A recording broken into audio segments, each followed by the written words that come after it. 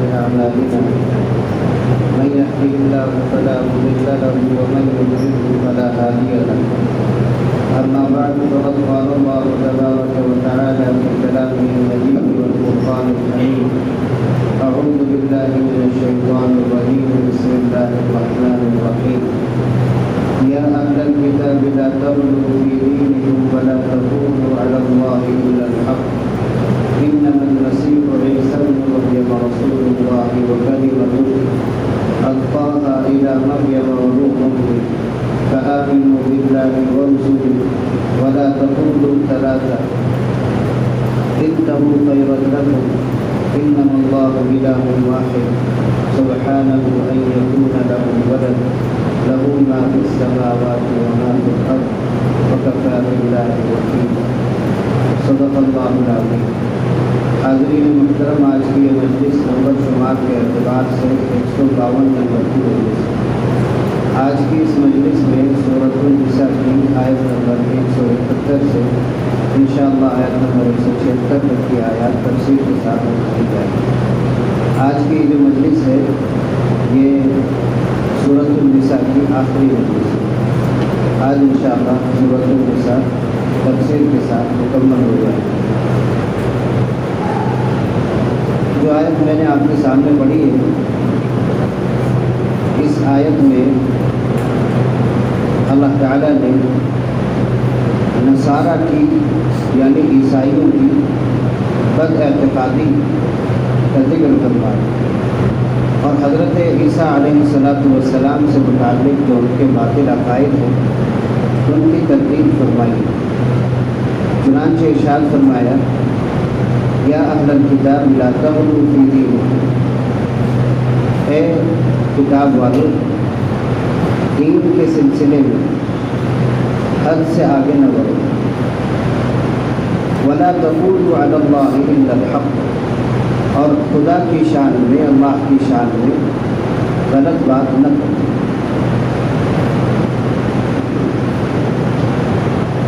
غلو کیا چیز ہے؟ غلو یعنی حد سے آگے بڑھ جانا، اس کو کہتے ہیں غلو. کسی بھی کام میں حد سے آگے بڑھ جانے کو غلو کہتے ہیں،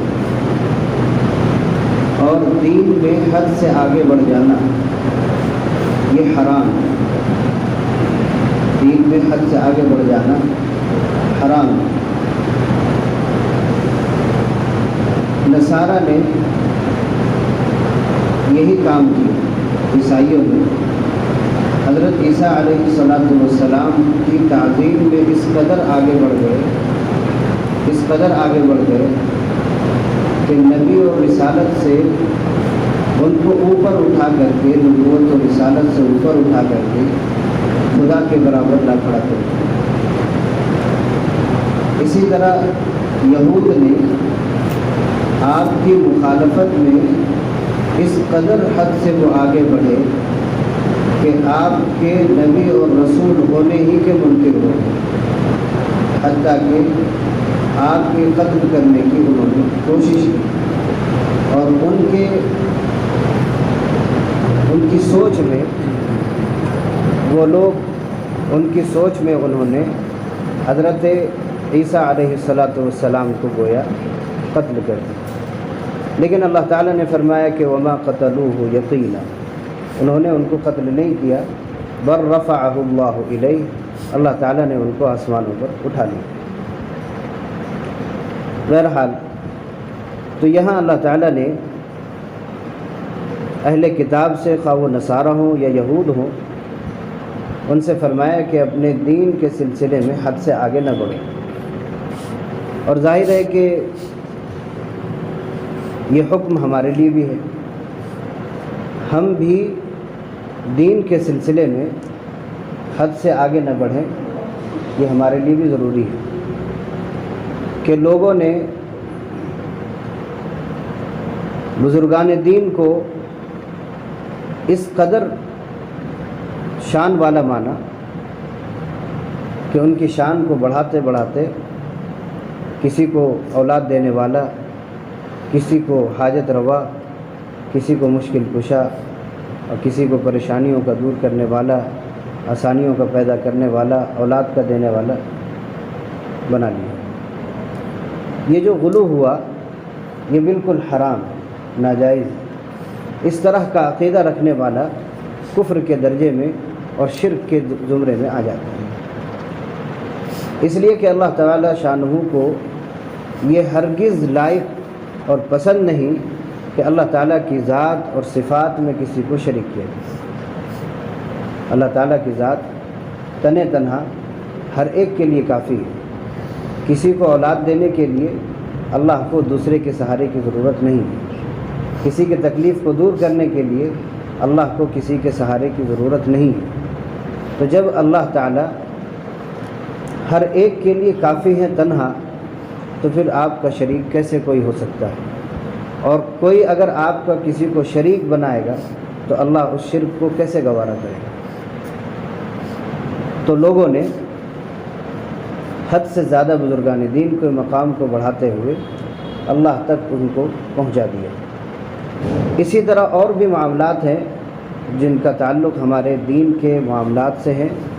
بہت سے فرقے صرف اپنے آپ ہی کو نجات کا مستحق اور اپنے ہی آپ کو جنت کا ٹھیکیدار اور اپنے ہی کو وہ ہر چیز سمجھتے ہیں کہ ہمارا ہی کام صحیح ہے۔ یہ بھی غلو ہے۔ دین کے سارے شعبے برابر ہیں، ہر شعبہ اللہ تک پہنچانے والا، ہر شعبہ اللہ ہی کا ہے، اور جو بھی جس شعبے میں کام کرتا ہے اس شعبے میں یہ سوچ کر کام کرے کہ اللہ تعالیٰ نے ہم کو اس کام میں لگایا ہے، اس سے بھی بہتر شعبے ہو سکتے ہیں، ہمیں اللہ نے اس میں لگایا ہے۔ تو جس شعبے سے اللہ نے ہمیں وابستہ کر رکھا ہے اس میں ہم پابندی سے لگے رہیں، لیکن جو دوسرے شعبے سے وابستہ ہے وہ ہمارے نزدیک حقیر نہ ہو۔ اگر وہ ہمارے نزدیک حقیر ہوگا، اس کا کام حقیر ہوگا، تو پھر ہم غلو کے اندر مبتلا ہو گئے، جو کہ ناجائز اور حرام۔ تو فرمایا کہ لا تغلو فی دینکم، دین کے سلسلے میں غلو نہ کرو۔ تو میں نے ابھی عرض کیا کہ یہود نے غلو اس حد تک کیا کہ آپ کو نبی ماننے سے ہی انکار کر دیا، اور عیسائیوں نے غلو اس حد تک کیا کہ آپ کو نبی اور رسول ہونے سے بڑھا کر کے اللہ کے مقام پر اور اللہ کے برابر کھڑا کر دیا۔ اب عیسائیوں میں بھی تین طرح کے لوگ ہیں۔ عیسائیوں میں بھی تین طرح کے لوگ ہیں۔ بعض کا عقیدہ ہے کہ اللہ تین خداؤں کا مجموعہ ہے، اللہ تین خداؤں کا مجموعہ ہے۔ اس کو اللہ تعالیٰ نے قرآن پاک میں فرمایا لقد کفر الذین قالوا ان اللہ ثالث ثلاثہ، ان لوگوں نے جنہوں نے کہا کہ اللہ تین میں کا ایک ہے، انہوں نے کفر کیا، یعنی وہ بھی کافر ہیں۔ ایک عقیدہ یہ ہے کہ اللہ تبارک و تعالی کی ذات حضرت عیسیٰ ابن مریم ہی اللہ ہے، حضرت عیسیٰ ابن مریم ہی اللہ ہے۔ بہت سے لوگوں کا یہ عقیدہ ہوا۔ اس کے بارے میں اللہ تعالیٰ نے فرمایا لقد کفر الذین قالوا ان اللہ هو المسیح ابن مریم، یہ بھی کافر ہے۔ تیسرے وہ لوگ ہیں جنہوں نے حضرت عیسیٰ علیہ السلام کو اللہ کا بیٹا کہا، تو اللہ نے اس کو وقالت الیہود عزیر ابن اللہ وقالت النصارى المسیح ابن اللہ۔ یہود نے کہا کہ عزیر اللہ کے بیٹے ہیں، اور نصارہ نے کہا کہ حضرت مسیح یعنی حضرت عیسیٰ ابن مریم اللہ کے بیٹے ہیں۔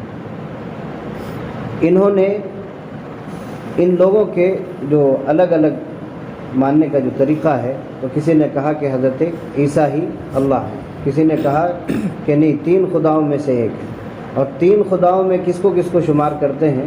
ایک ہیں خود اللہ تبارک و تعالیٰ کی ذات، اور حضرت عیسیٰ، اور حضرت عیسیٰ کی والدہ محترمہ، ان کو یہ تین خداؤں کا مجموعہ کہتے ہیں۔ بعض نے کہا کہ حضرت جبرائیل کو بھی تین خداؤں میں سے ایک خدا تصور کرتے ہیں۔ ظاہر ہے کہ اللہ تعالیٰ نے اس سلسلے میں فرمایا انما اللہ الہ واحد، اللہ صرف ایک ہے، اللہ تین خدا کے مجموعے کا نام نہیں، اللہ ایک ہے۔ اور کیسا ہے؟ سبحانہ ان یکون لہ ولد، وہ پاک ہے اس سے کہ اس کے اولاد ہو، اس کی کوئی اولاد نہیں۔ تو حضرت عیسیٰ ابن مریم نہ اللہ ہیں، نہ اللہ کے بیٹے ہیں، بلکہ انما المسیح عیسی ابن مریم رسول اللہ، حضرت عیسیٰ ابن مریم یہ اللہ کے رسول ہیں، اللہ کے بیٹے بھی نہیں، اللہ بھی نہیں، اللہ کے رسول ہیں۔ فرمایا کہ وکلمۃ، اور اللہ کا فرمان ہے۔ اس کو بند کر دیں،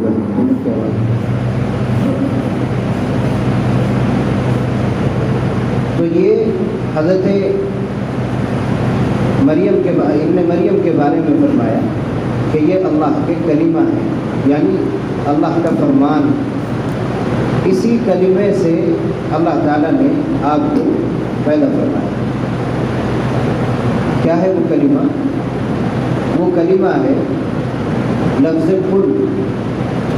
انما اذا قضى امرا فانما يقول له کن فیکون۔ جب اللہ تبارک و تعالیٰ کسی کام کے کرنے کا ارادہ فرماتے ہیں تو فرماتے ہیں کن، ہو جا، فیکون، تو وہ کام ہو جاتا ہے۔ اسی طرح اللہ تعالیٰ نے حضرت عیسیٰ ابن مریم کی پیدائش کے لیے اسی طرح کا حکم فرمایا تھا۔ اللہ تعالیٰ نے اس کے نتیجے میں حضرت عیسیٰ ابن مریم کو پیدا فرمایا، جس کی تفصیل الگ الگ آیتوں میں اور صورتوں میں اللہ تعالیٰ نے اس کو ذکر فرمایا ہے۔ جب حضرت عیسیٰ ابن مریم کی پیدائش اللہ کو منظور ہوئی تو اللہ تعالیٰ نے ان کی والدہ جو غیر شادی شدہ تھی، جو بیت المقدس کی خدمت کے لیے معمور تھی، اللہ تعالیٰ نے ان کے پاس اپنا فرشتہ بھیجا۔ قال انما انا رسول ربک، وہ حاضر ہوا تو یہ دیکھ کر ڈر گئی۔ انہوں نے ان سے معذرت کی اور کہا کہ میں اللہ سے پناہ مانگتی ہوں کہ یہ کون انسان میرے سامنے حاضر ہے۔ تو انہوں نے کہا انما انا رسول ربک، میں انسان نہیں، میں تیرے رب کی طرف سے بھیجا ہوا قاصد ہوں، اور آیا اس لیے ہوں لأہب لک غلاما زکیہ، میں ایک پاکیزہ لڑکا تجھے دینا چاہتا ہوں، اسی لیے میں اللہ کا قاصد بن کر کے آیا ہوں۔ چنانچہ فرشتے نے آپ کے سینے پر ایک پھونک ماری، جس کی وجہ سے آپ کو حمل ہو گیا، حضرت مریم کو حمل ہو گیا، اور اللہ تبارک و تعالیٰ نے آپ کو اس دوران اس بات کی خوشخبری دی کہ ہم اپنی طرف سے تمہیں ایک بشارت دے رہے ہیں ایک لڑکے کی، اور اس کا نام ہوگا مسیح، عیسیٰ ابن مریم۔ مسیح ابن مریم بھی کہا، عیسیٰ ابن مریم بھی کہا، کہ ایک لڑکا پیدا ہونے والا ہے جس کا نام یہ ہوگا۔ بہرحال تو اللہ تعالیٰ نے آپ کو کلمہ کن سے پیدا فرمایا۔ ایک بات سمجھنے کی ہے کہ انسان کی پیدائش میں دو طرح کی چیزیں کار فرما ہوتی ہیں۔ انسان جب پیدا ہوتا ہے تو انسان کی پیدائش کے لیے بظاہر جو نقشہ ہے وہ اللہ تبارک و تعالیٰ نے میاں بیوی کا آپس میں ملنا رکھا ہے، لیکن ایک اور اللہ کی طرف سے ایک نظام ہے، وہ ہے اللہ تبارک و تعالیٰ کا ارادہ اور اللہ تبارک و تعالیٰ کا کلمہ کن کہنا۔ حضرت عیسیٰ کی پیدائش میں ماں باپ کی ملاقات کا تو کوئی سلسلہ نہیں، اللہ تعالیٰ نے اپنے ہی ارادے سے اور لفظ کن سے ان کو پیدا کیا، صرف اسی لفظ سے۔ تو اس کو اللہ تعالیٰ نے اسی طرح فرمایا کہ وہ کلمۃ، وہ اللہ کے فرمان، القاها الی مریم وروح منہ۔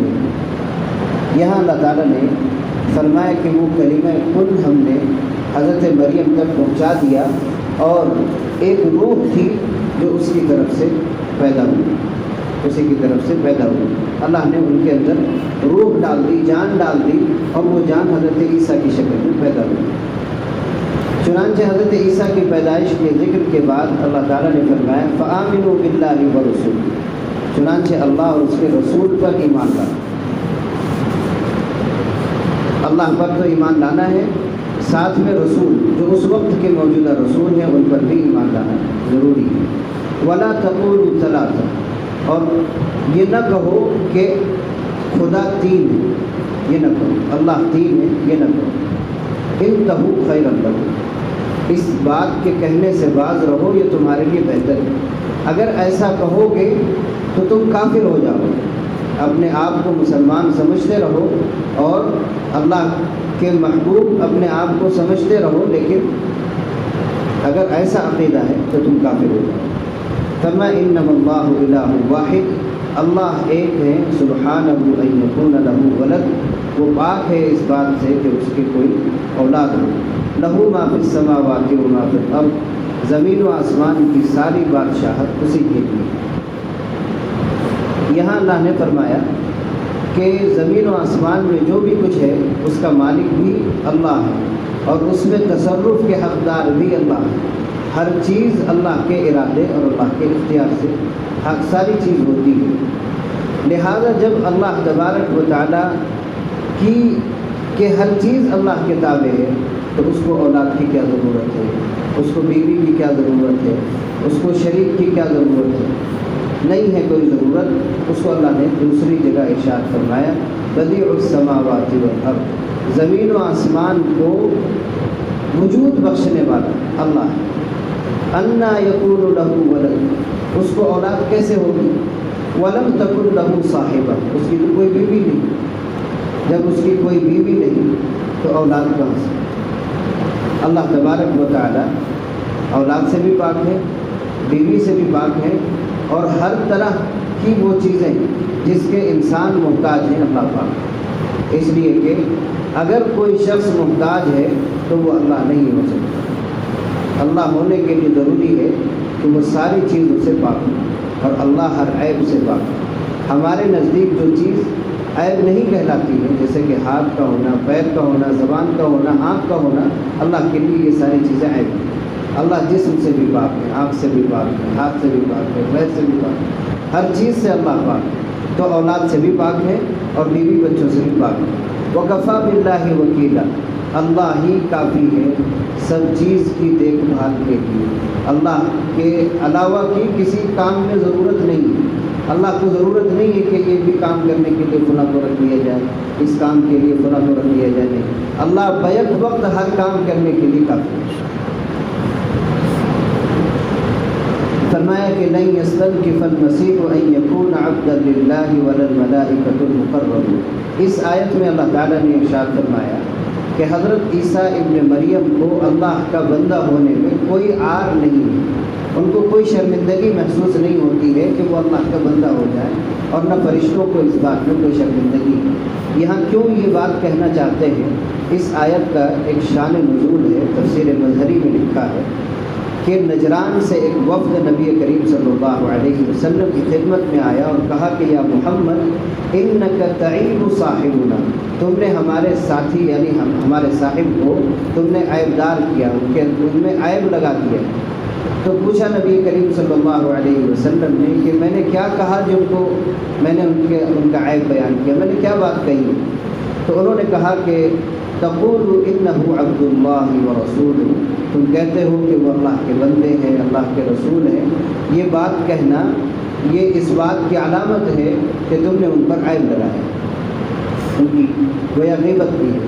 تو اللہ کے نبی صلی اللہ علیہ وسلم نے فرمایا کہ انہ لیس بعار بعیسیٰ، کہ اللہ کا بندہ ہونا اور اللہ کا رسول ہونا یہ حضرت عیسیٰ کے لیے شرمندگی کی بات نہیں ہے، بلکہ یہ تو فخر کی بات ہے کہ ایک تو اللہ نے ان کو اپنا بندہ بنایا اور ساتھ میں اپنا رسول بنایا، یہ تو ان کے لیے شرمندگی کی بات نہیں ہے۔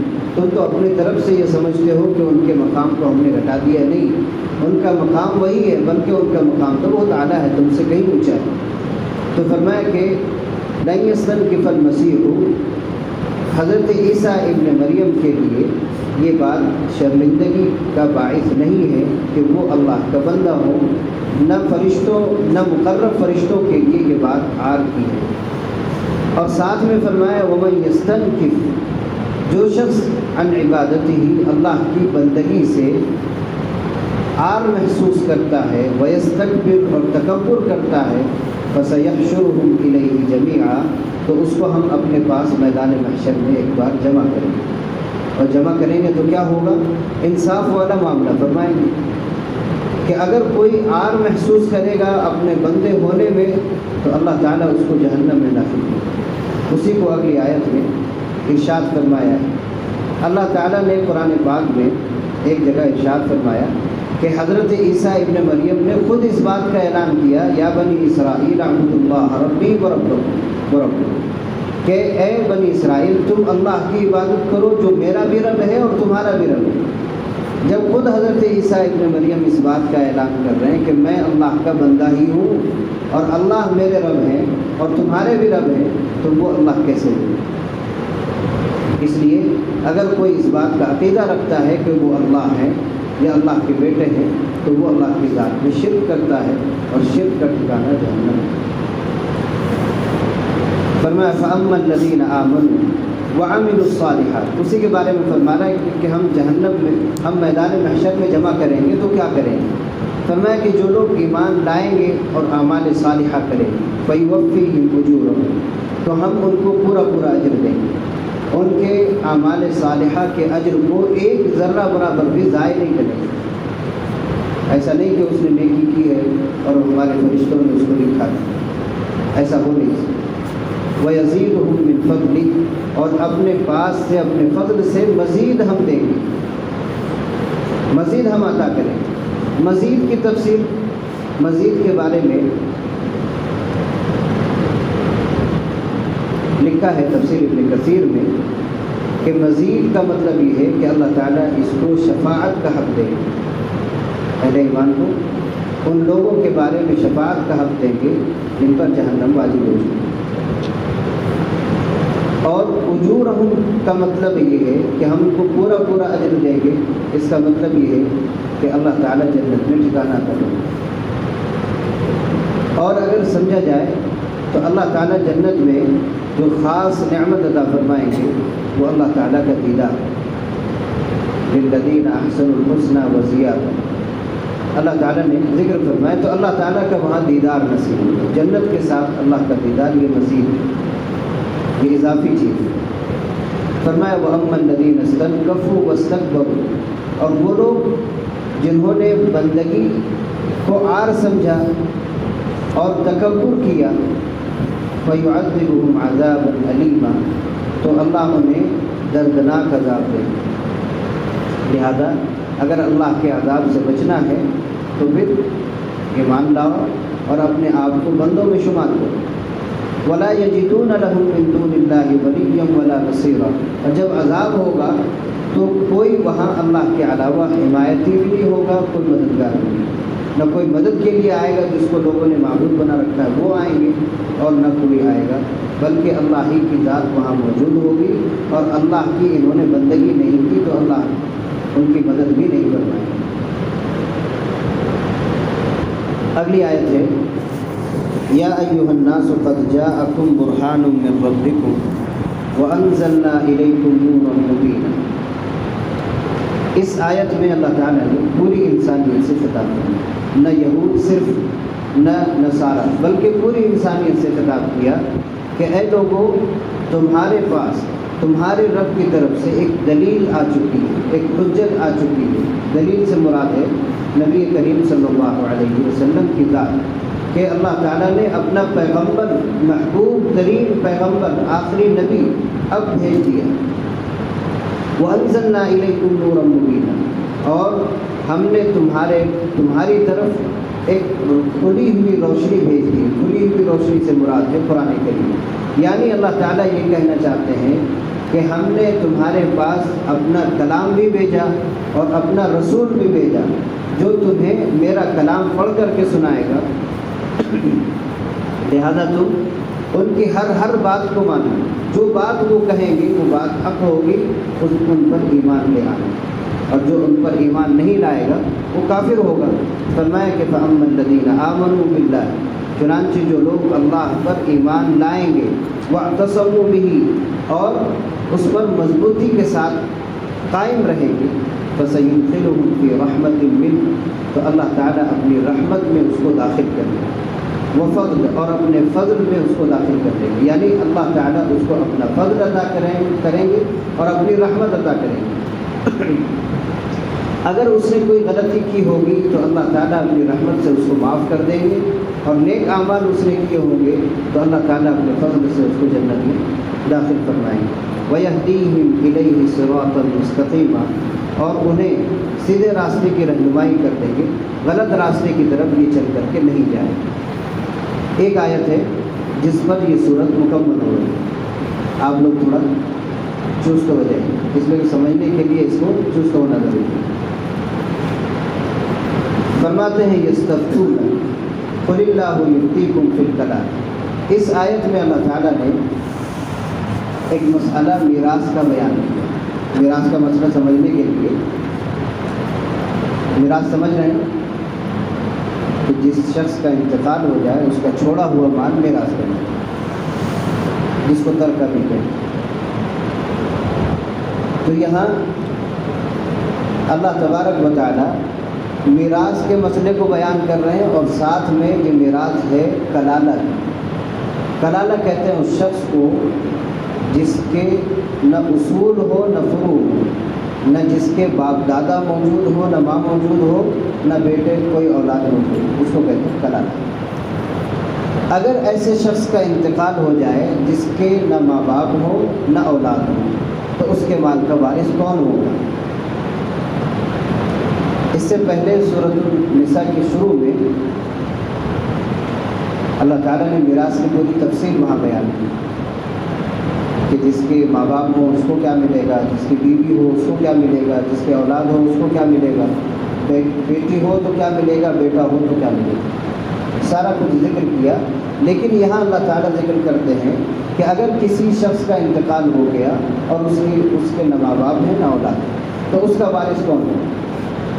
تو فرمایا کہ ان امرؤ ہلک لیس لہ ولد ولہ اخت فلہا نصف ما ترک، تو فرمایا کہ اگر کوئی شخص مر جائے اور اس کی کوئی اولاد نہ ہو اور ساتھ میں ماں باپ بھی نہ ہو، ولہ اخت کوئی نہ ہو، صرف ایک بہن ہو، مثال کے طور پر ایک بہن، تو اس کو کیا ملے گا؟ تو فرمایا فلہا نصف ما ترک، تو جو کچھ اس نے چھوڑا ہے اس کا آدھا اس کو مل جائے گا۔ کس کو؟ بہن کو آدھا مل جائے گا۔ آدھا جو بچے گا وہ کون لے گا؟ تو آدھا جو بچ رہا ہے اس کے ترکے میں سے وہ لے گا اس کا اسبا رشتہ دار، یعنی اس کا چچا زاد بھائی وغیرہ، یہ اسبا کہلاتے ہیں، یہ اس کے آدھے مال کے حقدار ہیں، میراث ان کو مل جائے گا۔ لیکن اگر ان کے چچا یا اسبا رشتہ دار کوئی نہ ہو، چچا زاد بھائی بھی نہ ہو، کوئی بھی نہ ہو، تو اگر ایک بہن ہے تو یہ بہن ان کے نہ ہونے کی وجہ سے پورے مال کا حقدار ہے۔ سمجھ؟ فرمایا وَهُوَ يَرِثُهَا إِن لَّمْ يَكُن لَّهَا وَلَدٌ، یہ تو بات تھی کہ مرد کا انتقال ہوا ہے، اس کی ایک بہن تھی۔ اس کے بالکل برعکس اگر کسی عورت کا انتقال ہوا اور اس کے ماں باپ بھی نہیں، اس کے اولاد بھی نہیں، صرف اس کے وارث میں اس کا بھائی بچا، تو وہ بھائی اس کی سارے میراث کا مالک ہے، آدھا نہیں، سارے مال کا مالک ہوگا۔ اب فرماتے ہیں فَإِن كَانَتَا اثْنَتَيْنِ فَلَهُمَا الثُّلُثَانِ مِمَّا تَرَكَ۔ اب پہلی صورت میں آ جائیے کہ مرد کا انتقال ہوا ہے اور اس کی بہن، تو ایک بہن ہو تو آدھا، اگر ایک سے زائد بہنیں ہوں، 2 ہوں 3 ہوں، تو فرمایا ان کو اس کے مال کا 2/3 ملے، اس اعتبار سے تو یہ 2/3 ملے گا کہ اب 2/3 یہ دونوں میں یا اس 2 سے زائد بہنوں میں تقسیم ہے، تو یہ ہو گیا آدھا اور 2/3۔ اب ایک صورت ہے وَإِن كَانُوا إِخْوَةً رِجَالًا وَنِسَاءً، کہ اس کے کلالہ شخص کے جس کے نہ ماں باپ ہیں نہ اولاد ہیں، اگر اس کے وارث میں کون بچ جاتے ہیں؟ بھائی اور بہن دونوں، بھائی اور بہن۔ پہلی صورت تھی کہ صرف بھائی یا صرف بہن یا دو بہنیں، اب ہے کہ بھائی اور بہن دونوں ہیں، تو فرمایا فَلِلذَّكَرِ مِثْلُ حَظِّ الْأُنثَيَيْنِ۔ تو اس کا فائدہ یہ ہے کہ اب مال تقسیم ہوگا، مرد کو عورتوں کا دوگنا حصہ ملے گا، مرد کو عورت کا دوگنا حصہ ملے گا۔ اگر ایک بہن ہے اور دو بھائی ہیں تو ایک بہن کا ایک حصہ اور دو بھائیوں کا 4 حصہ، کل 5 حصے۔ یہ 5 حصے ہوں گے، 4 حصے دونوں بھائیوں کو دو مل جائیں گے، ایک حصہ بہن کو ملے گا۔ یہ اس کا مسئلہ ہے۔ تو یہاں 4 مسئلے بیان ہوئے۔ آگے اللہ تعالیٰ فرماتے ہیں یبین اللہ لکم ان تضلوا۔ اللہ تعالیٰ یہ ساری باتیں تمہیں اس لیے بتلا دیتے ہیں تاکہ تم بھٹکو نہیں، غلط راہ میں پکڑ لو، کوئی اس کے مال کو غلط طریقے سے کوئی نہ لے لو۔ اس لیے یہاں کی جو آیت ہے اس میں جو میراث بیان کی گئی ہے، وراثت کا جو حقدار بتلایا یہ، اور اس سے پہلے سورۃ النساء کے بالکل شروع میں جو اللہ تعالیٰ نے بتایا یہ بھی، یہ سب کے سب اللہ اس لیے بیان کر رہے ہیں تاکہ تم غلطی نہ کرو۔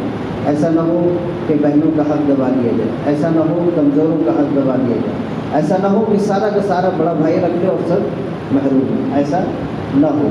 اس لیے اللہ تعالیٰ نے سب چیزوں کو بیان کر دیا۔ یہ اللہ کا ایک قانون ہے، تلک حدود اللہ، جہاں میراث کا بیان کیا وہاں اللہ نے فرمایا کہ یہ اللہ کی طرف سے ایک قانون ہے، جو اللہ کے قانون سے آگے بڑھے گا اس کے لیے ٹھیک نہیں ہوگا۔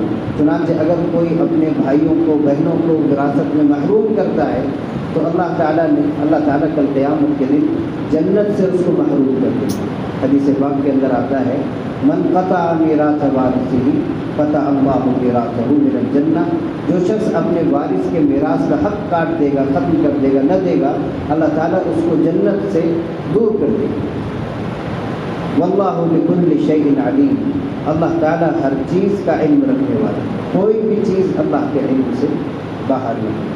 اللہ تعالیٰ کا احسان ہے کہ اللہ تعالیٰ نے 152 مجلس میں ابھی تک سورۃ النساء کی یہ تفسیر مکمل ہوئی، یعنی سورۃ الفاتحہ، سورۃ البقرہ، سورہ آل عمران، سورۃ النساء، یہ 152 مجلس میں اللہ کا شکر ہے مکمل ہے۔ اللہ تعالیٰ ہمیں عمل کی توفیق نصیب فرمائے۔ وما علینا